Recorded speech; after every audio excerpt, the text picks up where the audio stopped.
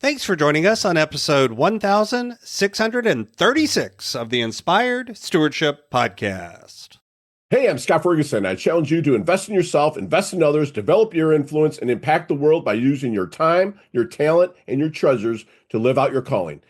Having the ability to recognize that life is meant to be lived is key, and one way to be inspired to do that is to listen to this, the Inspired Stewardship Podcast with my good friend, Scott Mater. Let's level up.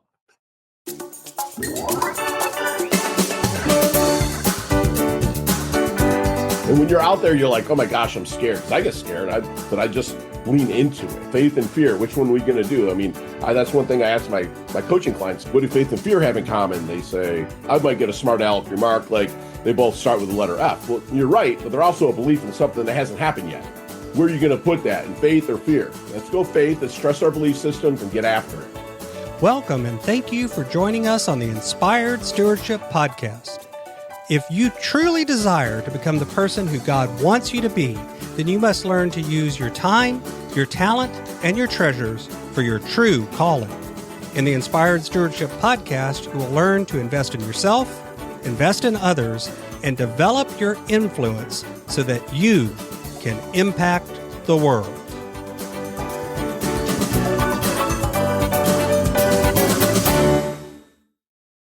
In this podcast episode, I interview L. Scott Ferguson. I asked Scott why his mission became making sure that everyone has someone.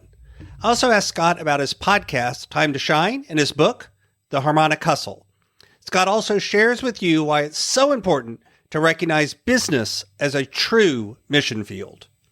I have a great book that's been out for a while now called Inspired Living. Assemble the puzzle of your calling by mastering your time, your talent, and your treasures. You can find out more about that book over at inspiredlivingbook.com.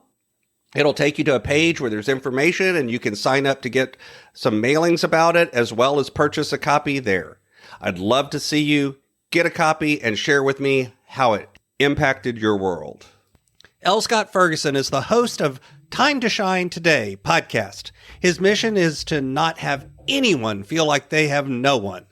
Scott's story was highly sought after by people in the entertainment business, which he was not ready to share until now.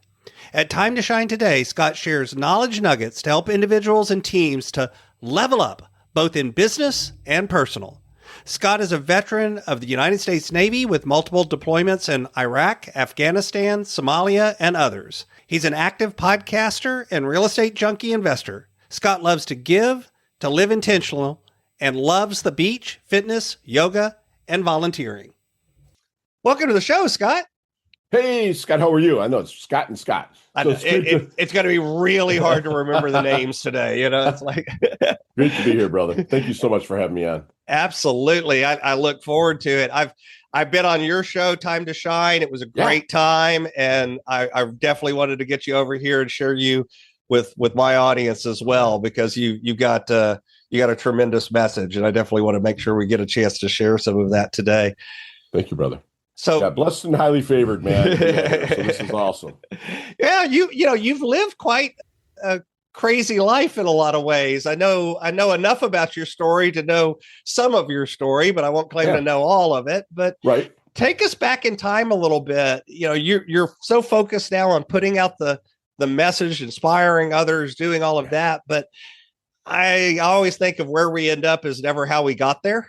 Sure. So take us back in time and share a little bit about your journey and what brought you to the point where this is the message you feel called to put out into the world.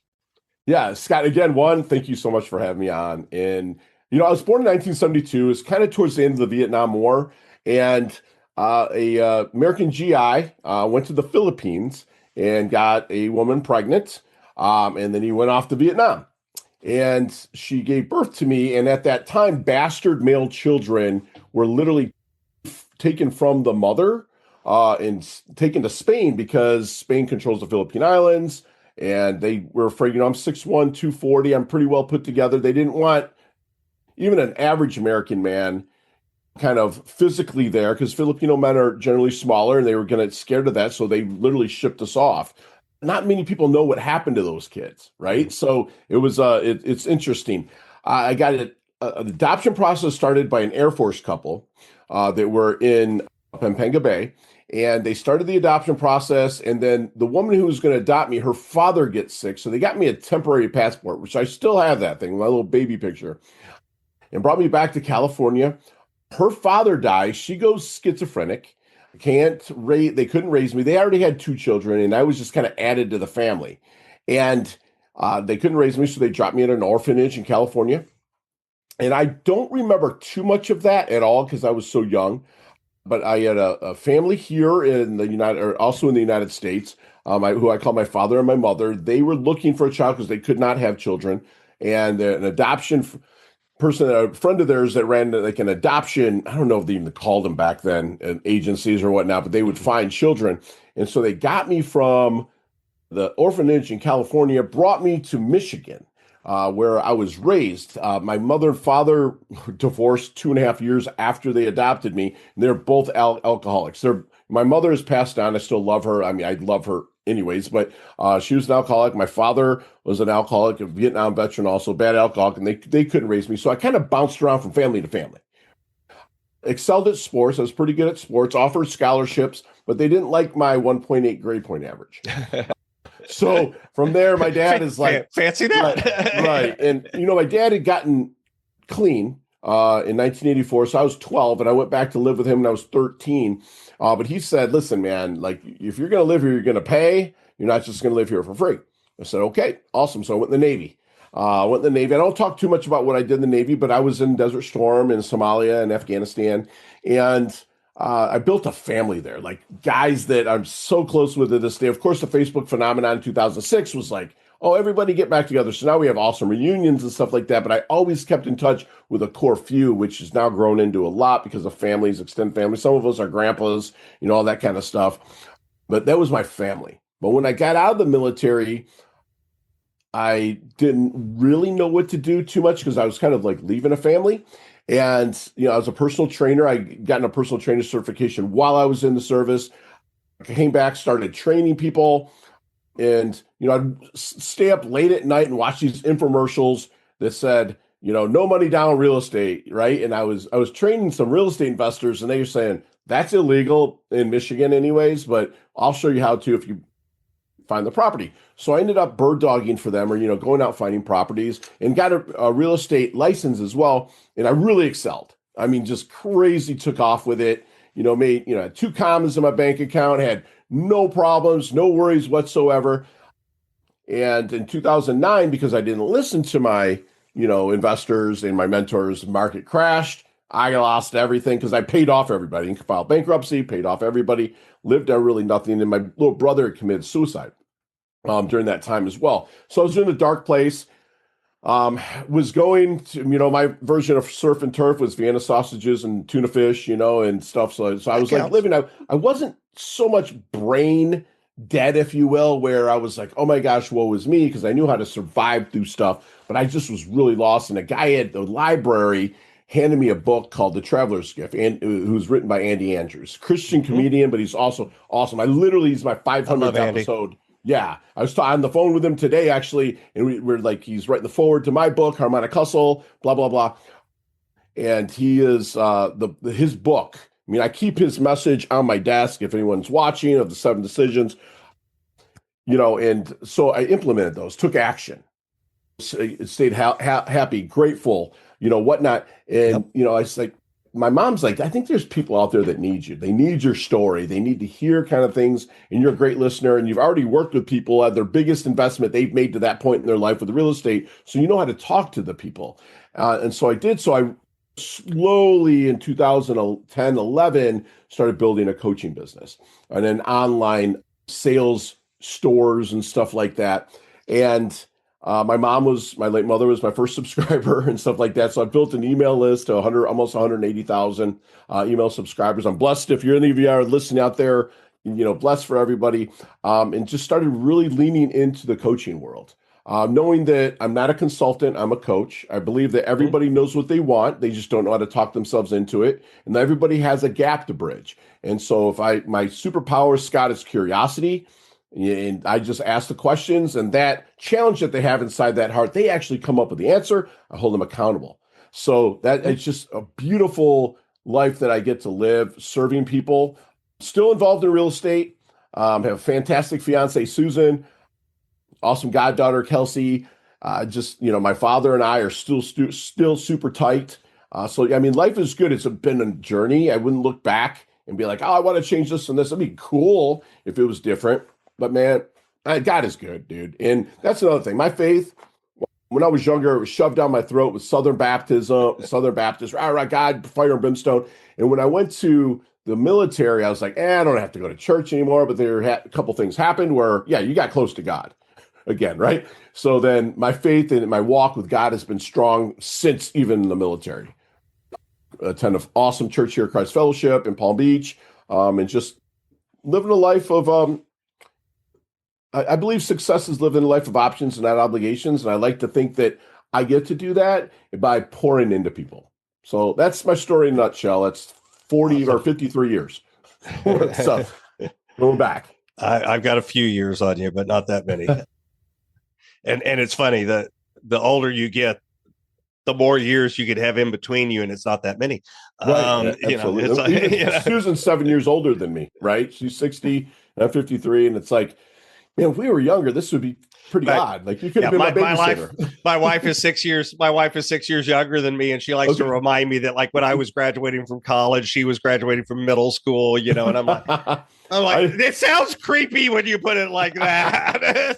I do the same thing. I'm like, Susan, we were never teenagers at the same time because she's 7 years different. So when I turned 13, she turned 20. So it's funny. We always joke about it, but man, she's just amazing. But you're right. As an adult, as you get older, that doesn't matter as much. Yes, so I want to dig in a little bit about your journey before we kind of move forward. Sure. So, growing up, it sounds like you didn't have a lot of what people would normally look back and go, oh, there's a lot of stability. There's a lot of structure. It's all of that. It sounds like really until you joined the military, you didn't have a great deal of that in your life. How do you think that's affected the person that you are today? My tagline of my company, which I'm sure you read it in the intro, which I know you read it in the intro, is we want everyone to feel like. Basically, I don't even remember my own tagline anymore. Not to have anyone feel like they have no one. No one. Thank you. Yeah. But I came up with that. I have it written down so I can cheat. Thank you so much. And I just haven't said it in a long time, but we don't have anyone to feel like they have no one. So it really, we reach out through, Time to Shine Today and our, my network of the people that raise my vibration and have great walks with God and faith. It's just made me very grateful for everything that I've been given, everything that I'm still haven't reached. I still have peaks that I want to. I haven't peaked yet. And just looking back, and it's the gratitude that comes out, Scott, it's real, it's authentic. And I love to lean in and help others, especially the harder cases. I love those, because I'll find a way for them. So absolutely. So kind of flipping that, that instability in your own life has made you committed to other folks not feeling like they're alone and having that depth of drive. But you said something when you were talking about the real estate early on. You said, oh, you had money, you had no worries whatsoever. I can call you out on that. Yeah. Is that true? No worries whatsoever? At the time, because I grew up with nothing like that I just didn't feel like in my squad of people I was around were all high earners, successful people, if you will, on paper. And they were older. They were in their 50s. A lot of like the crew that I would hang out with, and I was 31, 32 in the early 2000s, so I would hang out with them.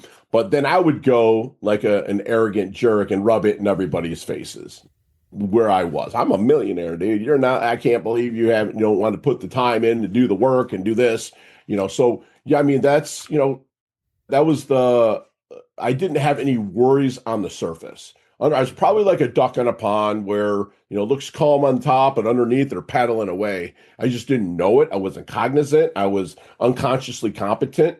I had no competency or it's just I wasn't competent at all. And it took a tragedy, and I'm a man of faith. So, God had a plan, and he's just like, dude, you're gonna work a little bit harder than that. Yeah. Did you have any sense before the end came, any of the, that small, quiet voice inside you, or was it more of a, nope, I've got this? Not that I listened to. Okay. 100%, you're right. It was there. It's like, dude, all these guys and girls are telling you, hey, Fergie, like, watch your money, watch the people that you're hanging around with, watch how you're treating people, because this whole market, because back then, I mean, you lived through it. It's like, oh, you have a pulse and you pinky promise that you make $200,000 a year. Oh yeah, here's a loan. So it was like that, and we were just printing money. And that's what I thought, and I lived by, because I didn't have it growing up. OPM, other people's money. Other people's money, baby. Yeah. And it was a lesson that I'm so glad I learned, because I can relate to the younger generation really well. Coaching a lot of professional athletes, or even just coaching like high schoolers that are making their way into that world. And I can be like, listen, man, life was going to punch you in the face. You can call me an idiot, you can call me a dumb, but I promise you it's going to. Mm-hmm. And it's going to, and I can talk to them like that, because one, I've lived it, and two, it's just my way of being able to relate to them. So you mentioned faith several times, and that's one of the things I like to highlight for folks is that, we all have our own unique faith journey. It's not that they necessarily all look the same. They don't always have the same travels. And yet I believe that our faith journey affects our life journey, and our life journey affects our faith journey. There's a feedback loop, right?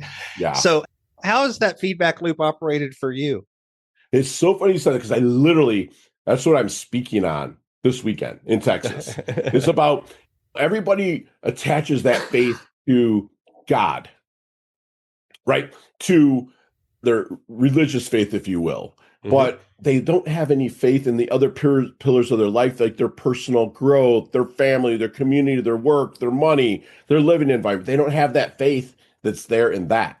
And so when you don't have that, you kind of become an imposter, and you have imposter syndrome. You start flying blind. You think you're surrounding yourself with the people online that have Lamborghinis. I said that in air quotes if you're only listening, all this success, but they're not attaching the faith to the other pillars in their life. Mm-hmm. And I'm not going to plug my book or anything, but it's called Harmonic Hustle, because I don't believe in balance. I think balance is junk. You put 10 pounds on one side, 10 pounds on the other, it zeroes out. Where harmony is, like, I love jazz, so I like to listen to jazz music. And I say God is the drums, because it's my favorite instrument, right?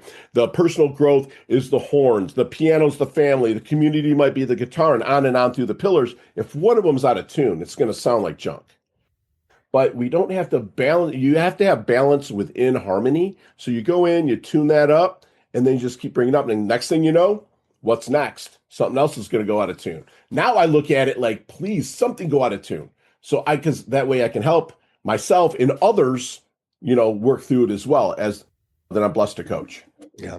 Yeah. I'm big on the word harmony instead of balance for that description too, because, taking your analogy a step further of the band, if all of the instruments played at exactly the same volume all of the time, doesn't work either. Right. It sounds like a mess. Sometimes the piano's got to shine. Sometimes it's the trumpets, whatever. Right. That's that blend where I think you're right. When people hear balance, they always think equality. And it's like, that's a messy life. That's not right. There are times that's perfection then, right? And people, you're not going to reach it. It's impossible. God made sure of that. Right. Yeah. And I love it but like the whole Lou Holtz would say, the old football coach, hey, or Vince Lombardi, hey, we're going to chase perfection. Well, we ain't going to catch it, but we'll get greatness. And that's what I love about it. Yeah. Well, and so I'm a Methodist by background, and John Wesley's famous quote is "on to perfection." Yes. It's same idea. You're not there. You're never going to get there, but that doesn't mean we don't try. Right. So go ahead. Go ahead. No, in our times that's dark and in adversity, that's where we get to stress our belief systems. Uh-huh. Right? We get to stress them, man. And when you're out there, you're like, oh my gosh, I'm scared, because I get scared. But I just lean into it. Faith and fear. Which one are we going to do? I mean, that's one thing I asked my coaching clients, it's like, what do faith and fear have in common? They say, I might get a smart aleck remark like they both start with the letter F. You're right, but they're also a belief in something that hasn't happened yet. So where are you going to put that, in faith or fear? Let's go faith. Let's stress our belief systems and get after it. Yeah. That's how I like it. When you think of your mission field, because you work with a lot of different folks from a lot of different walks of life, how would you describe, your work field or your mission field or the place that you're called to pour into? How do you talk about it yourself? That when I read that, because thank you for sending me that question, because I actually ran that question by a couple of my coaches, my buddies and friends, actually my coach. And I was like, what does he mean by this? And I didn't want to reach out to him and bother you because I know that it works better in the conversation, but I'm bringing it up anyways, right? It's like, they're like, Fergie, you're the gap coach. When I get introduced on stage, you're the gap coach. Like I didn't pigeonhole myself into any kind of somebody that are, just real estate or whatnot. It was like, you want to get here, you're here, there's a gap, we're going to bridge it. And so with a mission is like anybody that has something that I can help them with, I'm going to help them bridge the gap. If I can't, I've interviewed almost 450, coaches, including yourself, coaches, consultants, therapists, service providers that I can put them with. So we don't have anyone that feels like they have no one. Right. So my mission is to make sure that you're not alone. But, I didn't pigeonhole myself into any like field or mission field, which I hope that's what you meant by it. No, it is. Because mission field, here's the thing that this is why I asked it. And let me share something. And then I think it'll make you expand. Because I think as coaches, we make a mistake. We always coaches like to think about the demographic of the kind of people they want to serve. They're young, they're male, they're female, they're entrepreneurs, they're this, they're that, the other. But the truth is, as a coach, what we work with is psychographics. It's who they are and how they feel. It's not what role they happen to play. And that's really what you're talking about. You're talking about how they feel, not how they function. Yeah. And I'm blessed. And again, I'm blessed to coach professional athletes that's forgot more about their sports than I'll ever know. Yep. But again, it goes back to the curiosity and finding out which one of those pillars, those 8 pillars that I went over before, that we're challenged with. And then again, it's all accountability. I'm not a therapist. I'm not, I don't have the alphabet after my name or whatnot, but I do have some experience and I'm able to lean in onto that. I call it my cookie jar where I'll pull something. And when things get hard, I have a cookie jar that's just stocked full of experiences that I can pull from to help people and ask it in a question that's going to be framed in a way that they're going to be like, okay, this is, we have a plan now. When I meet clients, whether they're Zoom or I'm blessed to coach them here in Palm Beach, I put them in their driver's seat in their car. I say that little small mirror right there, that's your past, right? It's small for a reason. And if you need help there, I don't have the alphabet after my name. Well, I can get you help. I'll get you a good therapist. But the windshield, big, scary, oh my goodness. But where am I going? But since 2011, pretty much every car has one. Now you have it in your phone. It's called a GPS. So that's what I am. I'm going to ask you the questions of where you want to go. We're going to plug it in. But hey, you know what? There's construction here. Oh, let's reroute. And as a coach, that's what we do is reroute, hold them accountable to it.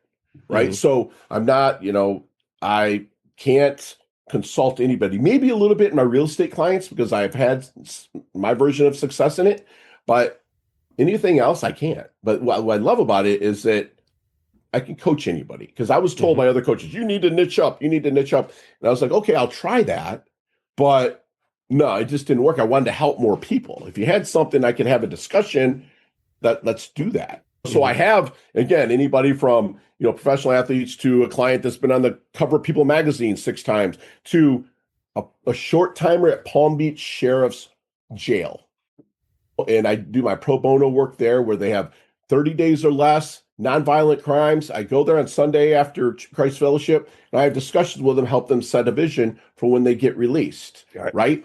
So that's, I do a lot of pro bono there and also pro bono with mental hygiene at the VA because, I've had people there for me during my PTSD. Yeah. Yeah. The interesting thing is you have niched. You just didn't niche the way they meant it. you know, 100%. Yes, you're right, Scott. Thank you for saying that. you know, so it's, but again, I think you're right. I think there's a lot. And by the way, I don't think that's just in coaching. I think this is in business in general. Yeah. You know, a lot of times people think about business in terms of the product they sell or even the problem they solve.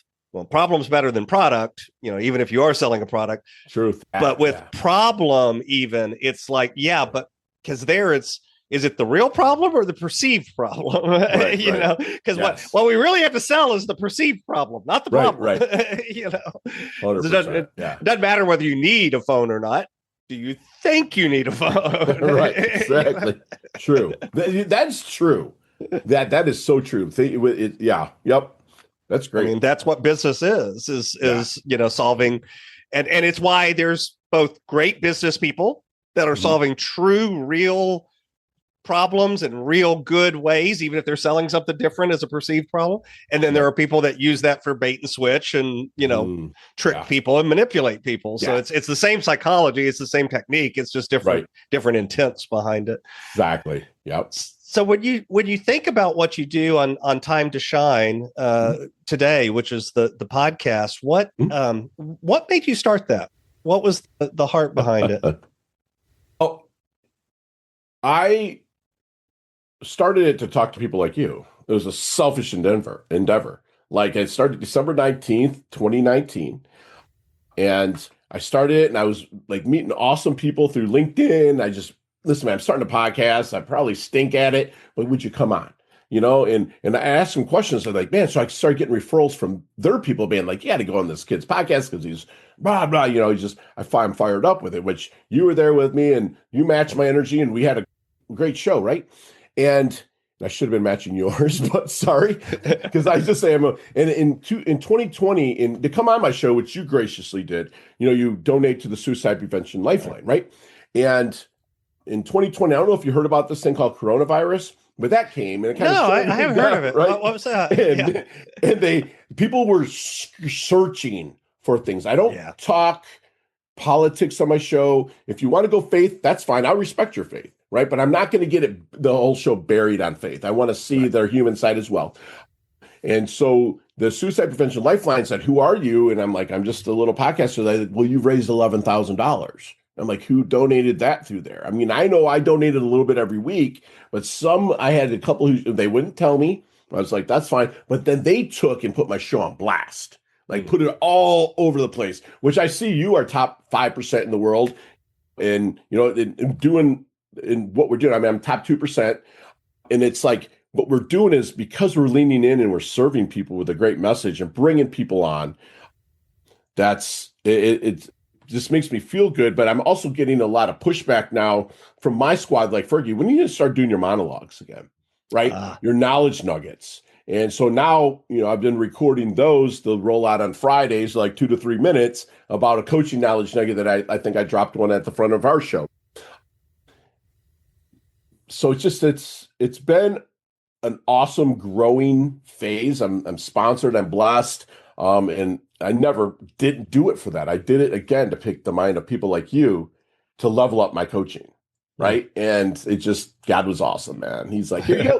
I'm like, thank you. You know, and it's, you know, we look at the house payment that we have and it's paid by my podcast. And I'm like, that's cool. That's really cool, man. You know, so, and I'm able to sell items that my guests might have and, you know, that they bring on that I believe in and stuff. So it's just been a blessing, brother.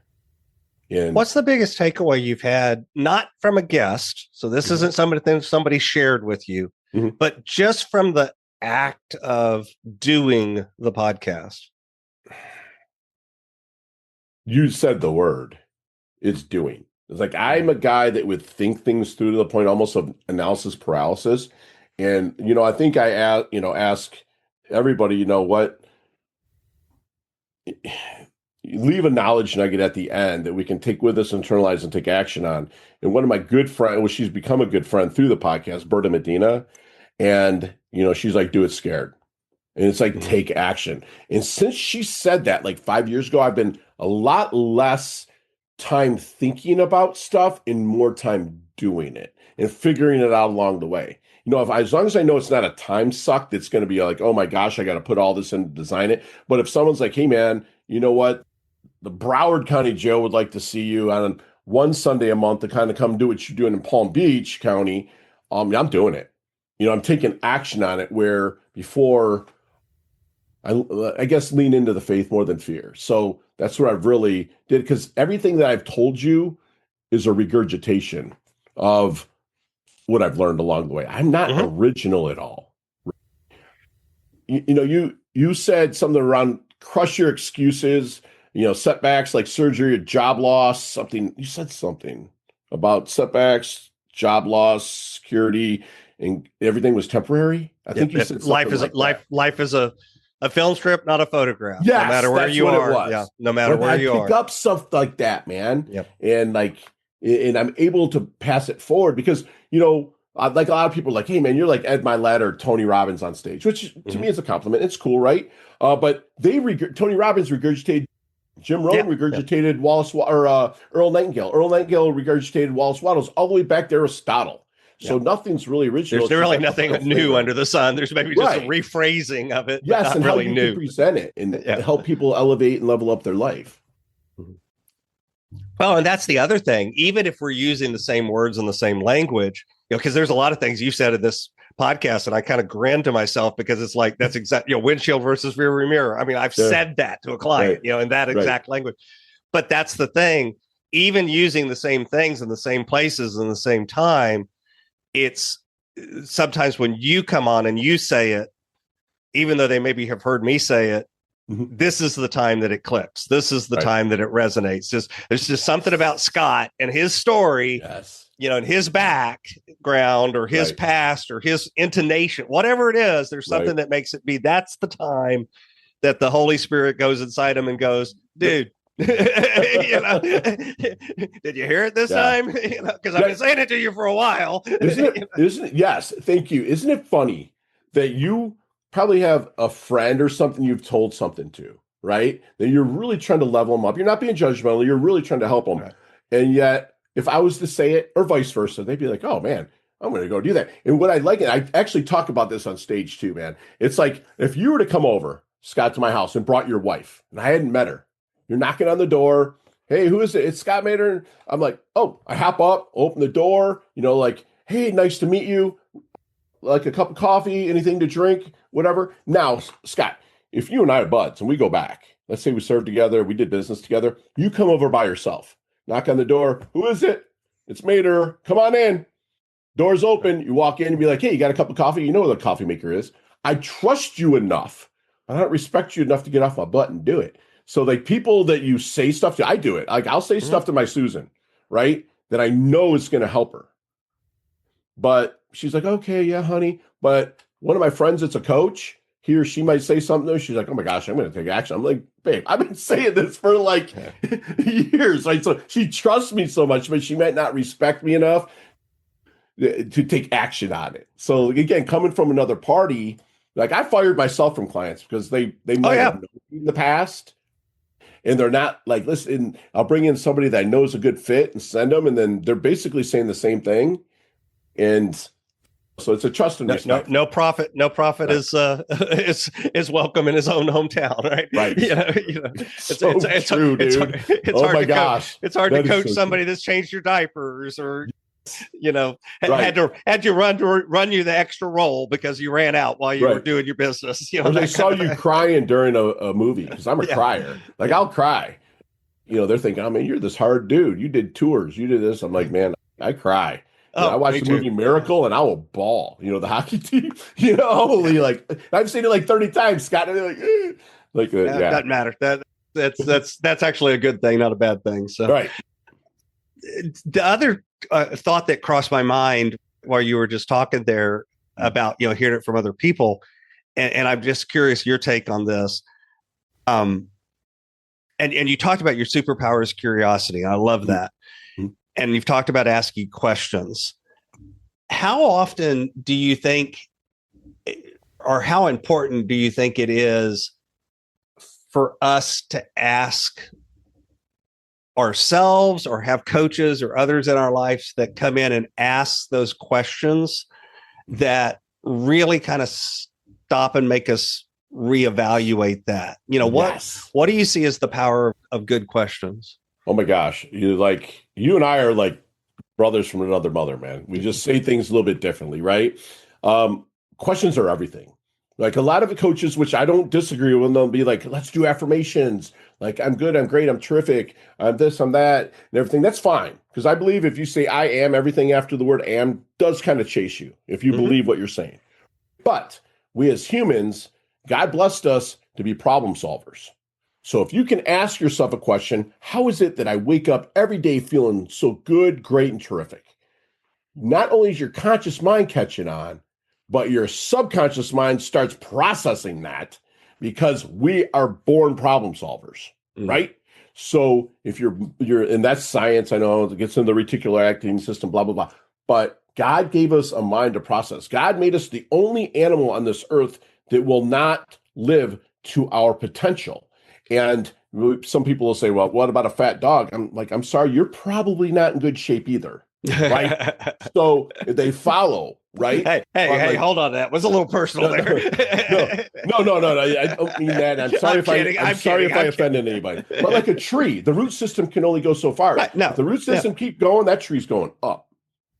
So God gave us the ability to problem solve. So I think that any affirmation that people might be doing, flip it to a question, right? Flip it to a question and let it just marinate. Pray on it, if you will. If it's something that's important to you, pray on it, you know, and trust God to take you there. But you the power of question, because if you're driving down the road and you decide to hit your blinker, something fired that said, should I turn my blinker, hit my blinker? Everything's a question in life. Everything is, you know, so the more powerful your questions, I believe the more that you will get a reward out of life, and not just monetary, communication with people, the friends you have, connections. Yeah. The interesting thing is about questions and the answers and what you're talking about. And it brings us back to what we were talking about, where I've also had the experience of delivering a message from stage, from church, whatever, talking to a client, whatever it is. And nowadays it's so great because we've got the beauty of recordings. You know, almost everything is recorded and captured. And, you know, they'll come up to you a week later, 2 days later, 6 weeks later, whatever it is. And they'll be like, man, Fergie, Scott, it was so great when you said blah, blah, blah, blah, blah to me.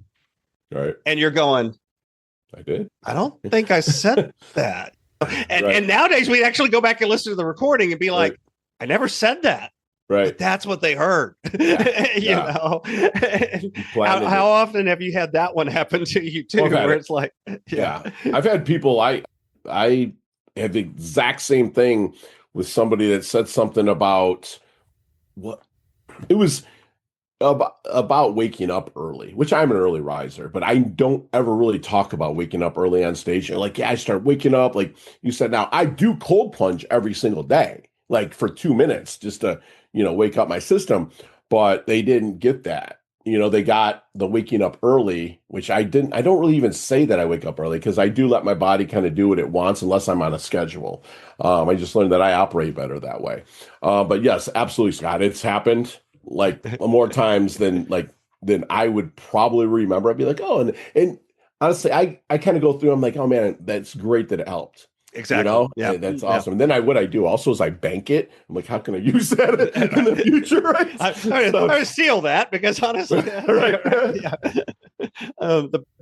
best information is often borrowed from others. 100%. So I've got a few questions that I like to ask all of my guests, but before I go there and ask you those, is there anything else about the work you do, the journey you've been on, or the message that you share that you'd really like to share with the listener? One thing is, a lot of people will see me in action. They'll think that, man, Fergie's so serious when he's like on the clock. But also, I am the biggest goofball. And I love to tell people, and don't take life too seriously. We're not making it out alive. Yeah. That's the bottom line. That's anyone that's out there that's blessed, that I'm blessed, that you're listening to this. Like, seriously, overlap your happiness, because everything's finite. Like, everything's finite. If Scott and his wife are come to South Florida and they know that Susan can cook real well, they're going to be like, oh my gosh, you're going to Fergie's. But then you fly back to Texas. You know, it's like things good, bad, they all end. So just overlap your happiness. Find something that makes you happy on a daily basis and don't take life seriously, right? Because again, it's a joke, but seriously, we're not making it out alive. It's the truth, That right? is the truth. So Yeah. thank you for, giving me the platform for that. But yeah, absolutely. So my brand is Inspired Stewardship, and I run things through that lens of stewardship. And yet, like so many things, I've discovered that's one of those words that can mean a lot of different things to a lot of different people. So when you hear the word stewardship, what does that word mean to you?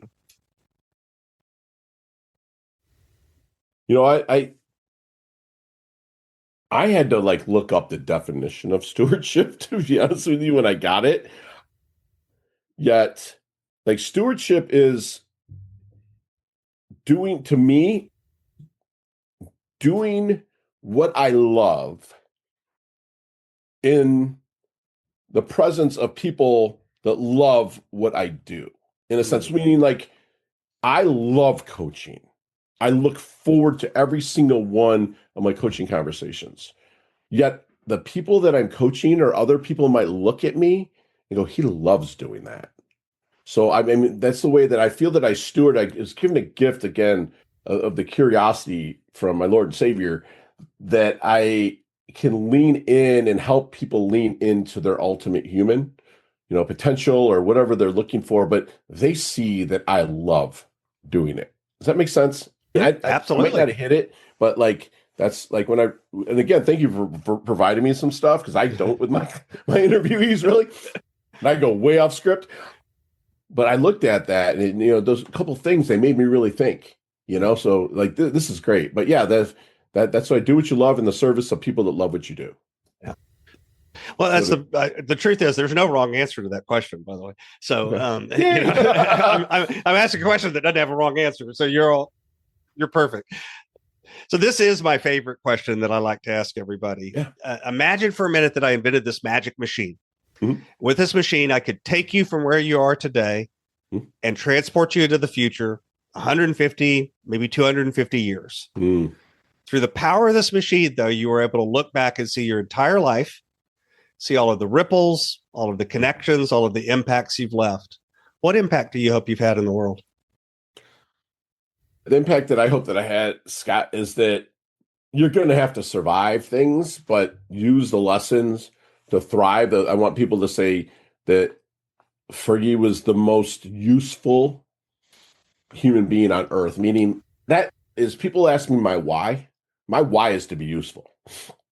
If it's to a neighbor that's elderly next door, I mean, I live in South Florida. Imagine that I have an elderly neighbor, but like, I love going over there and just doing things. It's just, I want people to look back and be like, dude, Fergie, like, has a hard time saying no to helping people, right? And that's not an act, dude. Like, Susan gets on me all the time. She's like, who are you helping today? And she doesn't say it in a derogatory way, but it's just like, I'm always looking to serve, just because so many people, I stand on the shoulders of so many people to get where I am. So when they look back and be like, man, he paid it forward. He planted trees he never sat in the shade of, and that he did it for the intention and never the attention. I'm already boisterous, so I'm going to get my attention, right? But if you saw me after an event or something, Scott, I'm always sitting by myself. I'm an introvert, dude. I love me some me time, right? So, but that I was useful, man. To answer your question, I was useful, that people saw that I loved what I did. So what's on the roadmap? What's coming next as you continue on your journey? The book is kind of going through the final publishing, harmonic hustle. I laying it all out there. It's a parable, hero story, if you will, about a guy that sells real estate and he loses a big deal, and he's going to quit. So he goes to his cocky millennial broker and thinking the broker's going to be like, okay, dude, see you later. But the broker has a heart because his father's a legend in real estate. And he hands the hero a book of, if you're going to quit, to talk to these 5 people. And the hero says, nope, just tosses it in the ocean, because the whole thing takes place in Jupiter, Florida, Palm Beach Gardens, Florida, where I live. And my dog finds it, brings the book back, and next thing you know, I got to read it, and I'm meeting 5 people that are taking from all the coaches in my life that I've had. And I've literally journaled since 1999. And since 1999, I've only missed 710 days of journaling. Okay. So that's like over 2 years since 1999 that I didn't journal, if you added up the days. Right. And so I had so much to pull from. And I got a transcriber to put it all in Google Docs, because it was all written. So there's a story there. So the book, Scott, was so easy to write. And the thing is, I didn't use GPT for anything. I use it a lot for my business, but I didn't use it for the book. I mean, literally, it's all me. It's coming from me. The people that I've had read it, Bob Berg, Andy Andrews, like people that have kind of went through it, they're like, man, this is going to be cool for you. So I have that. And also, I don't know if I can offer an hour of power of coaching if anybody needs it. It's a complimentary hour of power that I give, and there's no obligation. We just sit down, we have a conversation. It's all about you. So that's just what I have. I mean, I have awesome speaking engagements. My agent has me wheels up 22 times in 2026. So I'm pretty stoked about doing some traveling again. And then, I think we're going to actually get married this summer. We're going to do it. We do it. It's just, she has 4 kids ranging from 39 to 31. So it's like, we're getting them all here. Right. Yeah. So I think we're going to do that. Takes a little logistics to make that all work. yeah. At their ages. Right. Yeah. But yeah, it's an exciting time coming up, man. I'm so blessed that I met you. It's thank you. And I'm not just blowing smoke, dude. Like, I'm like, yeah, it was, I'm not going to lie to you. I didn't know if I liked you at first. Like, I was like, oh, is our energy? Then we got going and it was like, dude, this guy's me. Like, he just presents it differently. It was awesome, man. I'm so blessed that you're in my life, dude. Thank you. Awesome. I'm blessed as well. It was a fun conversation and fun connection. So you're definitely one of those people that, like you said, already had a positive effect. So yeah, you are being useful. Let me put it that way. Thank you. And you can find out more about Scott Ferguson, Fergie, over at timetoshinetoday.com. Of course, I'll put a link to that as well in the show notes. Scott, is there anything else you'd like to share with the listener? Now as we share the power hour. Sorry about that. Yeah, go ahead. I do offer a complimentary hour of power that, you sit down with me. You do have to fill out a few things so I know which way we're going to kind of go with the conversation. It takes you about 10 minutes. Actually, people say they take more on it, but, and it's just a really quick, questionnaire that I'm able to get out to you. And then, my website at timetoshinetoday.com has my speaking engagements that are lined up. So if I'm coming to your city and it's more of an open engagement, please join. And if you've listened to Scott's, podcast, then I'll make sure that you get your ticket. And lastly, my direct number is 561-440-3830. People are like, how do you do that for? It's a Google Voice. It's not my direct cell, but it is on my cell phone. So please text me if you're ever want just a conversation or things are going south or you need me to pray for you or whatnot. Use that 561-440-3830, 561-440-3830.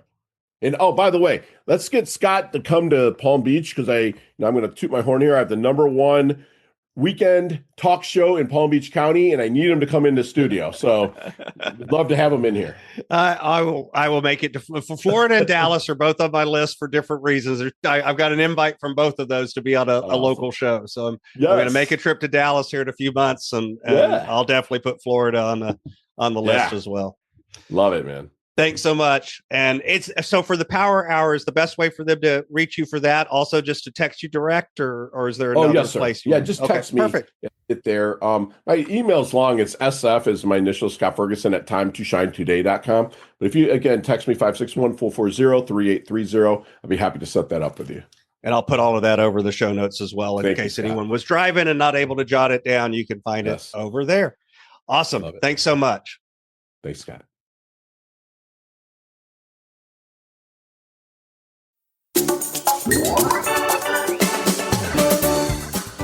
Thanks so much for listening to the Inspired Stewardship podcast.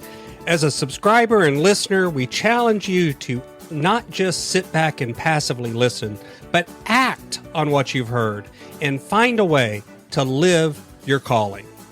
If you enjoyed this episode, please do us a favor.